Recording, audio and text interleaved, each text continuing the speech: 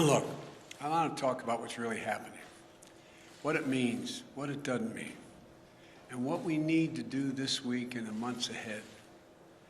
From the moment I was elected, I said I'd always give it to you straight from the shoulder, and we need some straight talk right now, because there's a lot of fear and misinformation in the country, and we need to cut through it with facts, with science, with the truth.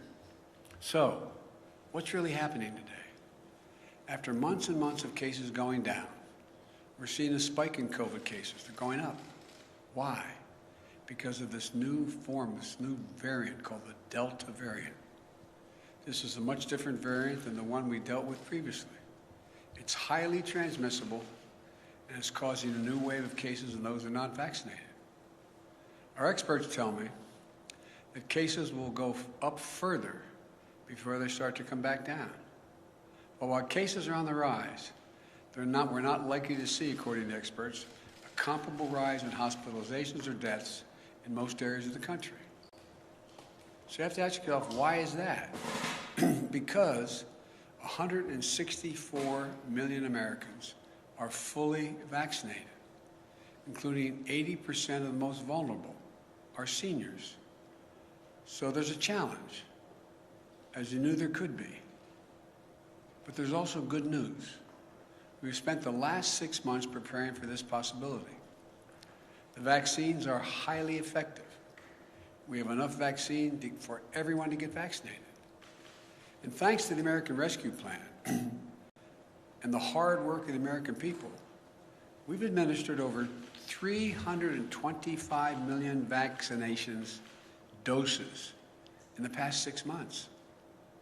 We have the tools to prevent this new wave of COVID from shutting down our businesses, our schools, our society, as we saw happen last year. I've said from the beginning that we will be guided by the science. So here's what the science tells us.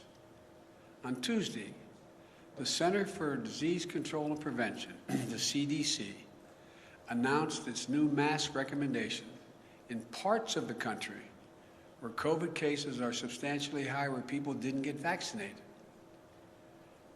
which they define as 50 new cases for every 100,000 people in a week. The CDC recommends you wear a mask when you're in public and indoors, like work or in a grocery store. That's true for both the vaccinated and the unvaccinated. Why? Because even if you've been fully vaccinated and protected from severe illness from COVID-19, you could have the Delta variant in your system and spread it to someone who isn't vaccinated. We need to wear a mask to protect each other and to stop the rapid spread of this virus as we work to get more people vaccinated. And I hope all Americans who live in areas with substantial or high case rates will follow the mask guidance that's being laid down by the CDC. I certainly will, and I have, because this is one of those areas in Washington. And at my decision, my direction, all federal personnel and visitors to federal buildings will have to do the same thing. As I said from the beginning, a mask is not a political statement. It's about protecting yourself and protecting others. Masking is one defense against the spread of COVID-19. But make no mistake, vaccines are the best defense against you getting severely ill from COVID-19. The very best defense. And you want to know how we put this virus behind us? Well, I'll tell you how. We need to get more people vaccinated. Look, and it's important to understand what vaccines do and what they don't do. Put simply, the vaccines are designed to save lives and prevent severe illness. They're highly effective at both. 190 million Americans have had at least one shot. Of that group, about 90% are done now, and 10% are waiting for the second shot. To those folks who have one shot, but not the second, go get the second shot. Even if you're overdue for the second shot, it's not too late. Go get the second shot now. The bottom line is if you're fully vaccinated, you're highly protected from COVID-19. But I also know that many of you who are vaccinated are concerned about what's called breakthrough cases. Yes, some fully vaccinated people will still test positive, and some will show some symptoms of COVID-19. That's expected with almost every vaccine there is for other diseases.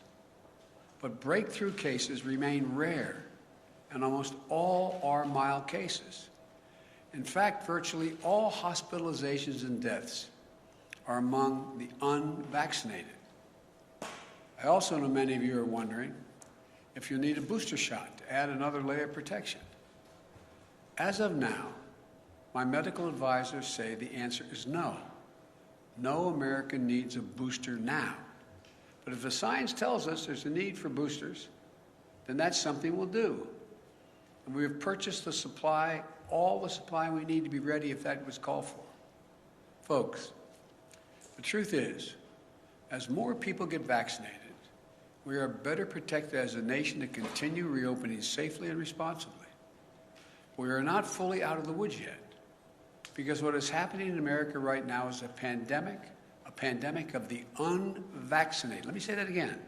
It's a pandemic of the unvaccinated. There are about 90 million Americans who are eligible to get the shot, but haven't gotten it yet. As I just mentioned, nearly all of the cases, hospitalizations, and deaths due to COVID-19 today are from unvaccinated people. Last month, a study showed that over 99% of COVID-19 deaths have been among the unvaccinated. 99%. This is an American tragedy. People are dying and will die who don't have to die. If you're out there unvaccinated, you don't have to die. Read the news. You'll see stories about unvaccinated patients in hospitals. As they're lying in bed, dying from COVID-19, they're asking, "Doc, can I get the vaccine?" And the doctors have to say, "Sorry, it's too late." Right now, too many people are dying, or watching someone they love dying and saying, "If I just got vaccinated, if I just." It's heartbreaking. And it's complicated even more because it's preventable. America's divided between the majority of eligible people who are vaccinated and those who are not. And I understand that many of you in the majority are frustrated with the consequences of the failure of the minority to get vaccinated. But I want you to know I'm going to continue to do everything I can to encourage the unvaccinated to get vaccinated. That includes addressing hesitancy and misinformation head on. For example, I know some of you who are unvaccinated think the development of a vaccine was rushed, therefore I'm not going to take a chance. As a result, I think it's not safe because it was rushed. I understand. But let me explain. Our top scientists, the National Institute of Health, the NIH, and across the country, got to work applying decades of research. Decades of research. I'm going to repeat that. Decades that had already been done, the research, to develop the COVID-19 vaccine when it hit. In the last 6 months, more than 325 million doses of the vaccine have been administered in the United States, and billions of doses administered around the world. The vaccine was developed and authorized under a Republican administration, and it's been distributed and administered under a Democratic administration. The vaccines are safe, highly effective. There's nothing political about them. Look at all the people who took a shot at it. Later we learned a lot of them had already been vaccinated. From the start, I have to compliment Republican Senate Minority Leader Mitch McConnell. He hadn't made it political. He's encouraged people to get vaccinated and continuing to do so, and his state's in pretty good shape. Alabama Republican Governor Kay Ivey recently spoke out to encourage vaccination, and even the commentators on facts who have been belittling this for a long time, some haven't, but many have, are arguing get vaccinated. Look, this is not about red states and blue states. It's literally about life and death. It's about life and death. That's what it's about. You know, and I know people talk about freedom, but I learned growing up in school and my parents, with freedom comes responsibility. Your decision to be unvaccinated impacts someone else. Unvaccinated people spread the virus. They get sick and fill up our hospitals. And that means if someone else has a heart attack or breaks a hip, there may not be a hospital bed for them. If you're unvaccinated, you put your doctor and nurses at risk. The same frontline essential workers who put their lives on the line over the past year and have gone through hell. Again, with freedom comes responsibility. So please, exercise responsible judgment. Get vaccinated for yourself, for the people you love, for your country. I'm being literal when I say this. As I travel the world almost every day, a foreign leader calls me, asking, can I provide his or her country more vaccines? Their people are desperate for vaccines.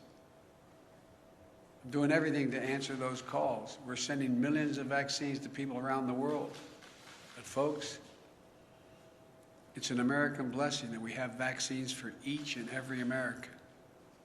We've made it our first and top priority to have available vaccines for every eligible American, and that's never going to change as long as I'm here. And it's a shame. It's just such a shame to squander that blessing.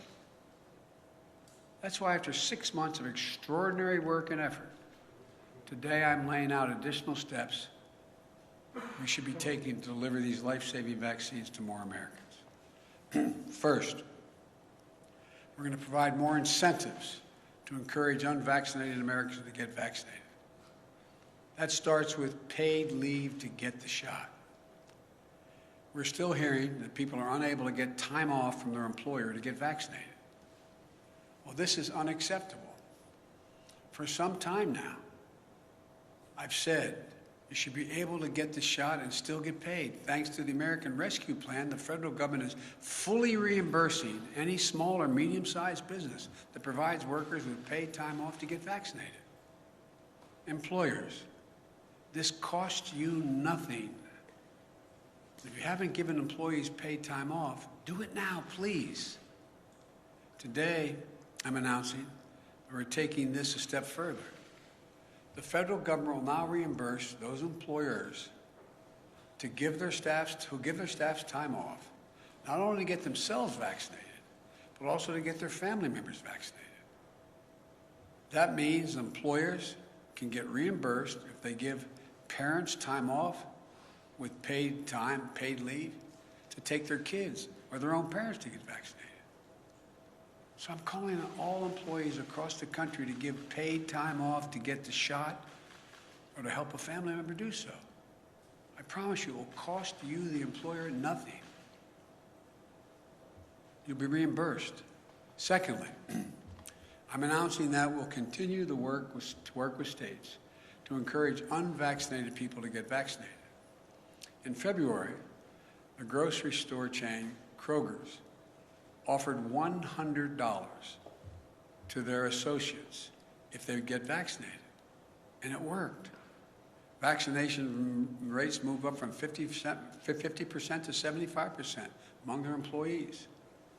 States like New Mexico, Ohio, and Colorado are offering similar incentive programs that have helped increase vaccination rates. So today, I'm calling on all states and local governments to use funding they have received, including from the American Rescue Plan, to give $100 to anyone who gets fully vaccinated. I know that paying people to get vaccinated might sound unfair to folks who've gotten vaccinated already. But here's the deal. If incentives help us beat this virus, I believe we should use them. We all benefit if we can get more people vaccinated. But in addition to providing incentives to encourage vaccination, it's time to impose requirements on key groups to make sure they're vaccinated. Excuse me.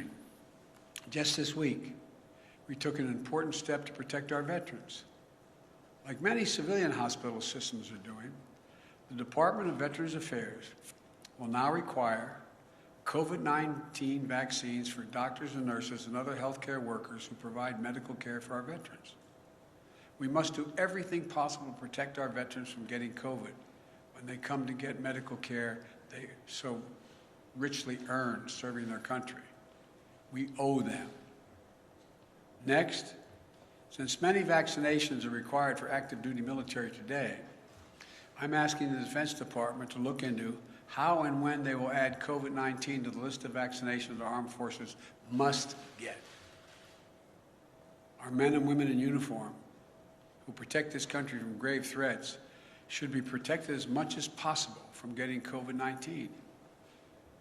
I think this is particularly important because our troops serve in places throughout the world, many where vaccination rates are low and disease is prevalent. Next, every federal government employee will be asked to attest to their vaccination status. Anyone who does not attest or is not vaccinated will be required to mask no matter where they work, test 1 or 2 times a week to see if they've acquired COVID, socially distance, and generally will not be allowed to travel for work. Likewise, today, I'm directing my administration to take steps to apply similar standards to all federal contractors. If you want to do business with the federal government, get your workers vaccinated. Look at the Chamber of Commerce, representing tens of thousands of American businesses, the National Association of Manufacturers, the Business Roundtable, which comprises of the largest and biggest corporations in America. They're all applauding the actions the federal government is taking and urge them to follow suit. I also commend the National Football League. It has announced that if there are outbreaks among unvaccinated players and personnel, then the team risks forfeiting games. I urge other sport leagues at every level to take every step they can. Every day, more businesses are implementing their own vaccine mandates. And the Justice Department has made it clear that it is legal to require COVID-19 vaccines. We all want our lives to get back to normal. And fully vaccinated workplaces will make that happen more quickly and more successfully. We all know that in our gut. With incentives and mandates, we can make a huge difference and save a lot of lives. I also want to speak to families with children in school. We can and we must open schools this fall, full time. It's better for our children's mental and emotional well-being, and we can't afford another year out of the classroom. Every school should be open, and we're giving them the tools to be able to do so safely. Even in those areas where they have a higher vaccination, they have a higher rate of COVID.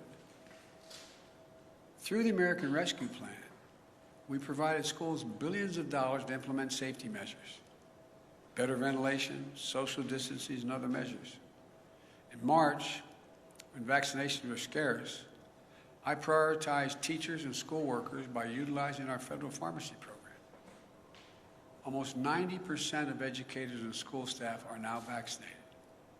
Additionally, the CDC has provided clear guidance on how all schools can safely protect the kids and bring them back to the classroom. Every student wear a mask. It's that simple. So we've funded safety measures in schools, we've vaccinated teachers and staff, and we can mask up our kids for further protection. But once again, there's one more thing we need to do. Get more adolescents, ages 12 and up, vaccinated now that they've been cleared. In the past week, the good news we've seen the average number of 12 to 17-year-olds getting vaccinated increased 22% per day. Today, I'm asking school districts to host one last pop-up vaccination clinic over the coming weeks for kids ages 12 and up. We're directing the federal pharmacy program to help make that happen. Parents, get your children vaccinated. You do it for so many other things right now. For kids under 12, if and when the vaccines are deemed safe for them, we'll be prepared to get the vaccines administered as quickly and as safely as possible. Look, and as we work to vaccinate more Americans, we're prepared for outbreaks in areas where there are unvaccinated people. My administration has made it clear to every governor that more federal resources are available to them.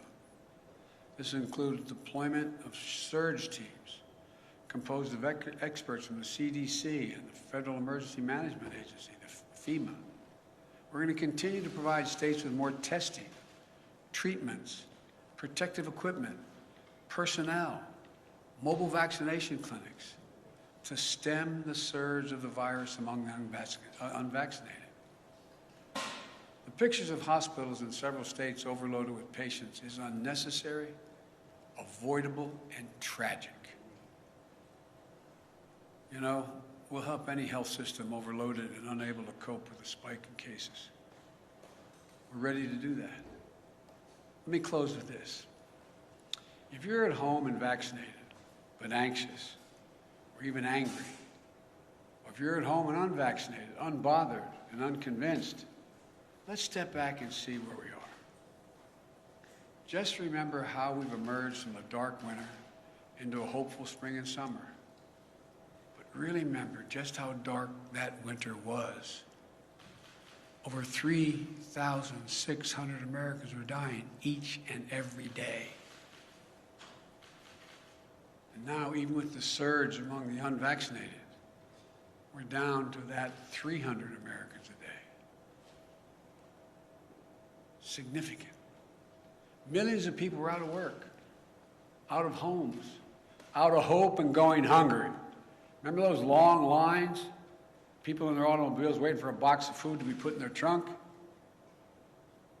Experts and pundits said we couldn't get the vaccines. And even if we could get the vaccines, we couldn't get it in people's arms. We couldn't get them vaccinated.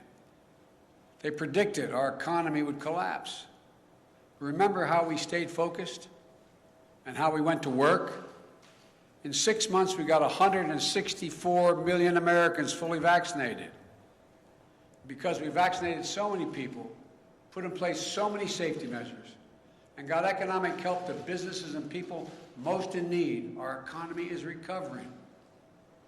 More than 3 million Americans are back to work since I was sworn in. A faster job growth than any previous administration, any. We're experiencing the fastest economic growth in nearly 4 decades, the best in the world as of now. In fact, today's GDP numbers show that in the first half of the year, our economy grew faster than any point in nearly 40 years.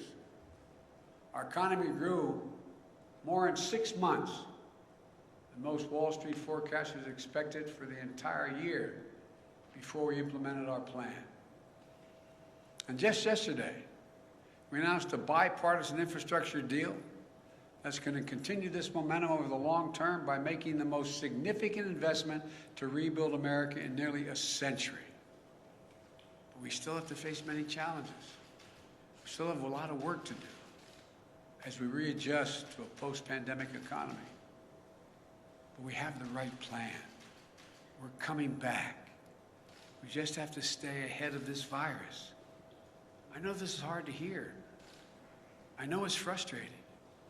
I know it's exhausting to think we're still in this fight. And I know we hope this would be a simple, straightforward line without problems or new challenges. But that isn't real life. We're coming out of the worst public health crisis in 100 years, the worst economic crisis since the Great Depression. As I told you before, I carry a card in my pocket. I hope I have it with me. I carry a card in my pocket with a number of Americans dead from COVID-19. As of today, this morning, the total deaths in the United States were 609,441. Granted, the death rate per day is way down. It's down to 400 about. But that's more deaths than World War I, World War II, Vietnam, 9/11, Iraq, and Afghanistan wars combined. This is as tough as it gets. And we're Americans. When we get knocked down, we get back up. That's who we are. That's what we do. That's why there's no nation on earth like us. And we're prepared like never before. We have the tools to save lives, to keep our economy growing and growing and going. After the past 6 months, following the science, we know we can dramatically lower the cases in this country. We can do this. We brought our economy back to life and we kept it going. We know we can send our kids back to school. We know we can beat this virus. We can do this. We all just have to do our part. My fellow Americans, this nation has never failed. We have come together as the United States of America. So I say to all those who are unvaccinated, please, please get vaccinated. And to the rest of America, this is no time to be despondent or let our guard down.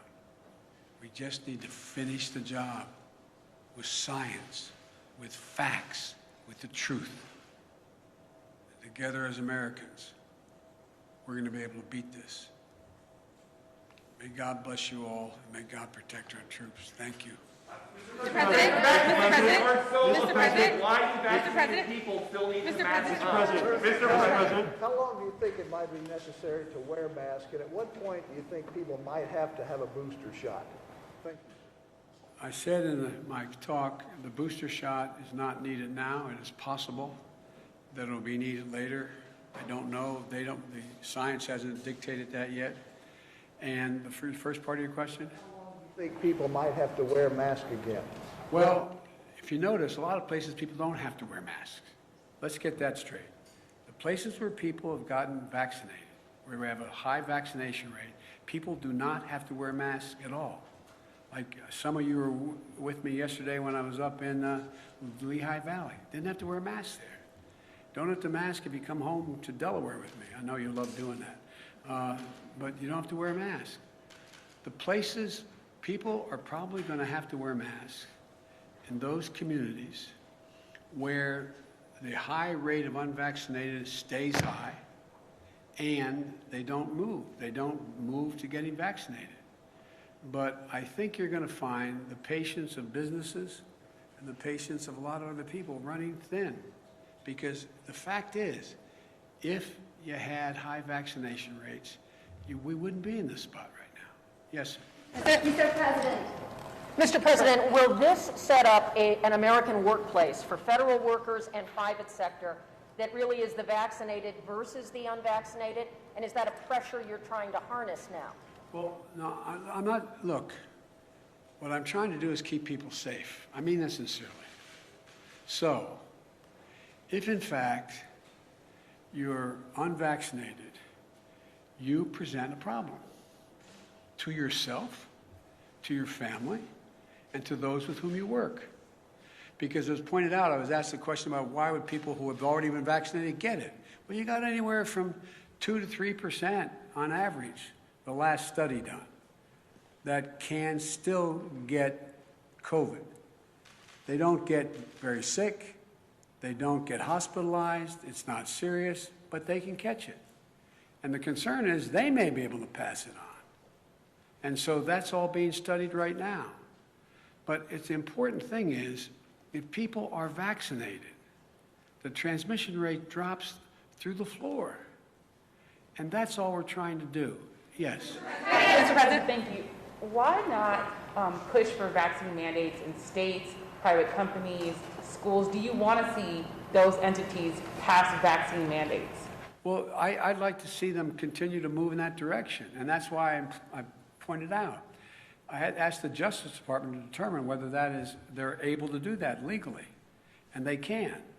Local communities can do that. Local businesses can do that. It's still a question whether the federal government can mandate the whole country. I don't know that yet. Mr. President, you said earlier this week that we are not headed back towards lockdowns, but if the science is evolving, how can you be so confident in that? We heard you say weeks ago that the virus was going on, but Dr. Fauci has also indicated that we are headed in the wrong direction. Well, you know, you're literally correct on everything you said, but it doesn't come to the conclusion you're implying. It is clear that if everybody's vaccinated, the existing vaccines work to prevent death, serious illness, hospitalization. Okay? If tomorrow I could wave a wand and every American was vaccinated, then in fact we'd be out of the woods. Now, can something else happen a year from now? Can there be a different virus? Can there be something? It's possible. But I'm talking about COVID and the existing variants that have come forward so far. So it's a simple proposition. If you're vaccinated, you find yourself in a situation where you are highly unlikely, even if you somehow get the virus, very small percentage do, that you are not going to be hospitalized, you're not going to be on a ventilator, you're not going to be sick, but you could be in a position to possibly spread it to someone who wasn't if you have it in you. Yes?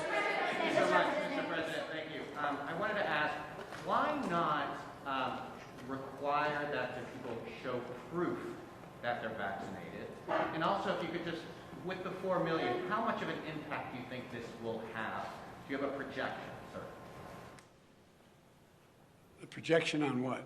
On how many people will get vaccinated by putting in this system? No, I'm not going to get in the business of projecting. Exactly how many people are likely. All I know is that we go through these periods, then we run up against a wall, then something happens where people realize, oh my Lord, this is really a problem, and they begin to see things. Look, the fact that a lot of your friends are now saying, get vaccinated, who were before were saying, this is not a problem, this is all a Democratic thing, with a small d and a capital D. I mean, there's a lot changing. People are becoming aware. The more aware they become, then we have these surges of people going out and getting vaccinated. And it just keeps building. I'm sorry, sir. What about what? What about requiring proof, sir? Well, there's two ways to do it. I think you're going to see some institutions doing that. Like you're going to fly abroad, you're going to have proof. You're not just going to be able to say, yeah, I got tested. You got to provide proof. My guess is if we don't start to make more progress, a lot of businesses and a lot of enterprises are going to require proof for you to be able to participate. Mr. President, back. And then I'm going to take off shortly here. What further actions are you going to take to encourage private businesses to follow this type of model to either require vaccines or require testing or other preventative procedures? I just did. I'm going to keep at it. I'm going to keep talking about it around the country. Are you going to reach out to private businesses, meet with them, try and actively encourage them to follow this model? Well, I have. That's why we have folks from the Chamber of Commerce to the manufacturers, et cetera.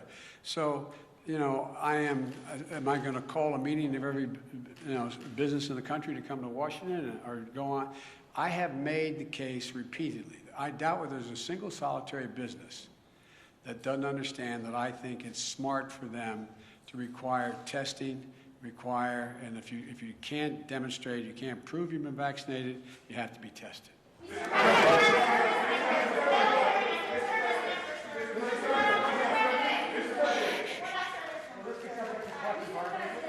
Secretary Austin said he was already considering mandating the vaccine after it was fully approved. Would you like to see the mandate go into effect before full approval, and do you think he's open to that?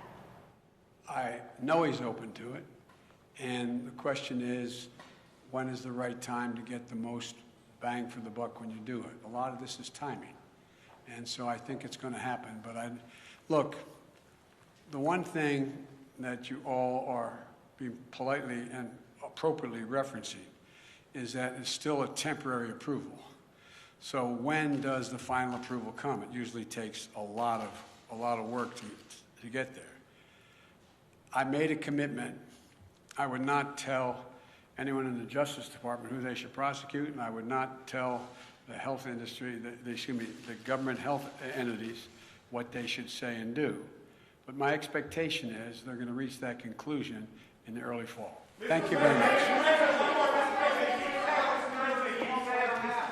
You said, if you are fully vaccinated, you no longer need to wear a mask. And it seems... I didn't say.